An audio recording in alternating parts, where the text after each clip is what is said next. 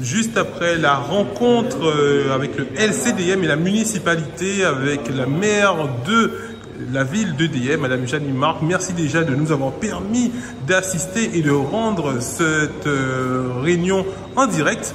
Donc, quelles sont vos impressions juste après?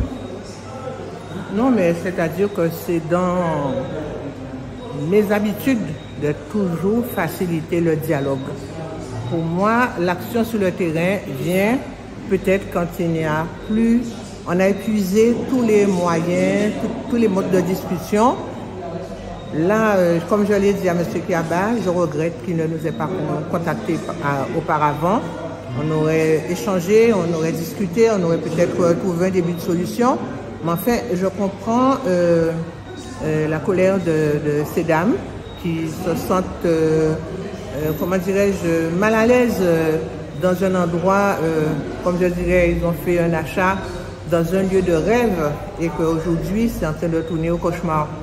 Et donc, j'ai bien entendu les différentes propositions qui ont été faites et avec mes collègues et mon équipe administrative qui m'accompagne, nous ferons en sorte de prendre la tâche de notre conseil de façon à pouvoir, sur le plan juridique, apporter des réponses à ces dames. Et je m'engage aussi à me rapprocher du président de l'association syndicale pour pouvoir essayer d'amener cet apaisement dans le quartier, dans le cœur de ces dames, dans Deyeye, puisque nous avons comme habitude de pouvoir toujours créer un climat de sérénité, de zénitude, de paix, de faire en sorte que tout le monde se sente bien sur ce territoire. Et ce n'est pas normal qu'elle soit dans cette situation et qu'il y ait toutes ces années et qu'on parle négativement de la commune et que la commune de Deyeye soit aujourd'hui stigmatisée. Donc, vous m'avez demandé gentiment, donc je me suis dit, comme on ne pourrait pas, la salle ne pourrait pas contenir beaucoup plus de personnes. Donc, pour ceux qui ont suivi cette affaire dès le début, qu'ils sachent que nous avons tenté d'échanger et de chercher ensemble des solutions. Donc, c'est vrai que M. Hubert Kiaba du LCDM, il a confirmé qu'il n'a pas forcément souhaité s'entretenir avec vous, mais avec ces dames, ces Guadeloupéennes.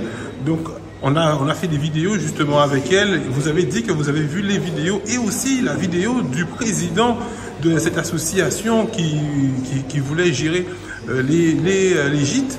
Donc, pourquoi suite à cette vidéo, vous n'avez pas pris contact effectivement avec les dames pour faire une réunion avec elles ou avec le LCDM? Non, mais elles ont commencé leur action. Je ne pouvais pas aller contrecarrer puisque dès le début, quand vous avez fait votre vidéo, vous avez donné rendez-vous aux gens à Deyeye. Bon, moi, j'ai essayé de... J'ai fait un communiqué, puis j'ai fait un courrier que j'ai adressé à M. Kiaba. Mais bon, il n'y a pas eu de suite. Donc, pour moi, c'est un combat qui est engagé et elle ne m'avait pas demandé à me rencontrer. Aujourd'hui, c'est chose faite et nous allons les aider à retrouver le calme qu'il faut pour qu'elles vivent dans leur maison tranquillement. On vous a senti très affecté, en tout cas, pendant cette discussion. Plus de 2h30, voire 3 heures de réunion aujourd'hui.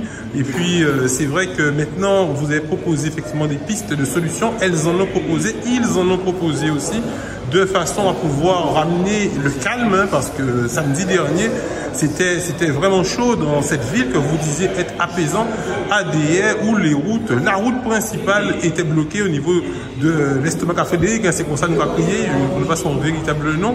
Un lieu mythique. Un lieu mythique, voilà, donc qui nous montait à pied. Donc, et qui nous rappelle aussi Deyeye, on est obligé de parler aussi de l'affaire Clodo, parce qu'on en parle beaucoup. Et c'est vrai que malheureusement, on n'a jamais eu le temps de prendre contact avec vous pour savoir comment vous avez vécu aussi. Et c'est 2 ans déjà, plus de 2 ans, que ça s'est passé dans votre ville et que maintenant Fatia et Christophe qui sont en métropole sont toujours en lutte effectivement parce qu'elles ont perdu leur père dans cette ville. Claude Jean-Pierre est mon cousin. Ses sœurs et ses frères sont mes très très bons amis. Et Claude est mort le jour où je portais en terre mon fils, qui est mort à l'âge de 48 ans. Je n'ai su que Claude a eu l'accident que 3 jours après, parce qu'on ne me l'avait pas dit. Et donc, ça a été une douleur pour nous d'apprendre ce qui s'est passé. Mais je dis que heureusement qu'il y a la caméra, donc au moment où l'affaire viendra, il y aura des images, puisque les caméras n'avaient même pas encore été inaugurées, elles ont filmé, et je dis que cette affaire est devant les tribunaux, donc je ne vais pas me prononcer. Mais je sais que ses sœurs et ses frères souffrent énormément chaque fois qu'ils entendent parler de la mort de leur frère. Auriez-vous un dernier message à leur passer pour Fatia qui est métropole? Leur dire d'attendre que la justice dise ce qui s'est passé et puis pour qu'elle puisse prendre courage, quoi. Pour ce courage, parce que la mort c'est toujours quelque chose de très difficile à accepter. Et moi, après 2 ans, je n'arrive toujours pas à accepter le départ de mon fils. Je comprends que pour Fatia, c'est la même chose. Donc, il faut qu'elle commence à faire son deuil et qu'elle, en même temps, qu'elle puisse se battre pour savoir exactement les conditions de la mort de son père. Condoléances encore à vous, madame, et puis merci encore de nous avoir reçus. À bientôt.